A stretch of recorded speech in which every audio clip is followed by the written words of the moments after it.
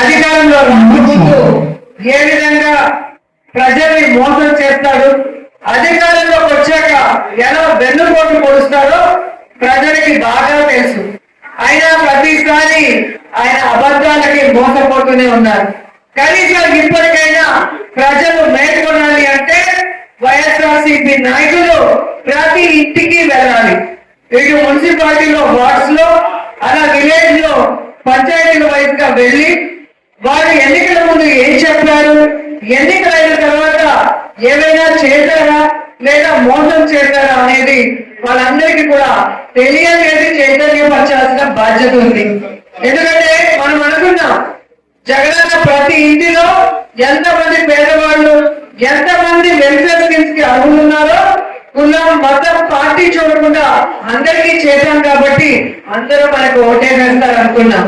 కానీ చంద్రబాబు నాయుడు జగనిచ్చేది అన్ని ఇస్తూ మళ్ళీ అమ్మఒడి ఒక్కరుంటే 15,000, ఇద్దరుంటే 30,000, ముగ్గురుంటే 45,000 ఇస్తామని అబద్ధపు వాగ్దానం చేశారు.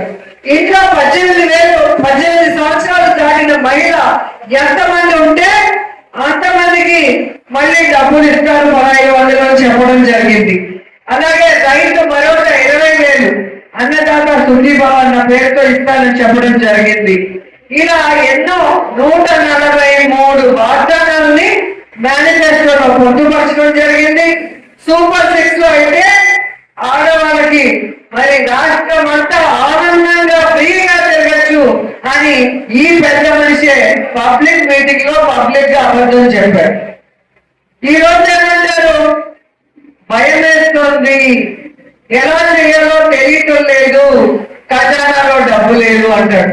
నేను ఒకటే అడుగుతున్నాను చంద్రబాబు నాయుడు గారిని, నువ్వు దిగిపోయే రోజు 100 కోట్లే ఉంది ఖజానాలో. జగన్మోహన్ రెడ్డి గారు ఏ రోజు ఖజానాలో డబ్బు లేదు, నాకు భయం వేస్తుంది, నాకు వణుకొస్తుంది, నేను చేయలేను అన్న మాట మాట్లాడలేదు. ఈ రాష్ట్రంలో ఎలా డబ్బులు సృష్టించాలి, ఏ విధంగా పేద ప్రజల కష్టాలు దూరం చేయాలి, ఎలా ఇచ్చిన వాగ్దానాన్ని నిలబెట్టుకోవాలన్న చిత్తశుద్ధితో ఆయన పరిపాలించాడు. కాబట్టి ప్రతి వాగ్దానాన్ని చెప్పిన డేట్ కి బటన్ నొక్కి ఒకేసారి రాష్ట్ర వ్యాప్తంగా ఉన్న లబ్ధిదారుల అకౌంట్ లోకి వేయడం జరిగింది. కానీ జగనన్న దిగిపోయే రోజు ఎన్ని వేల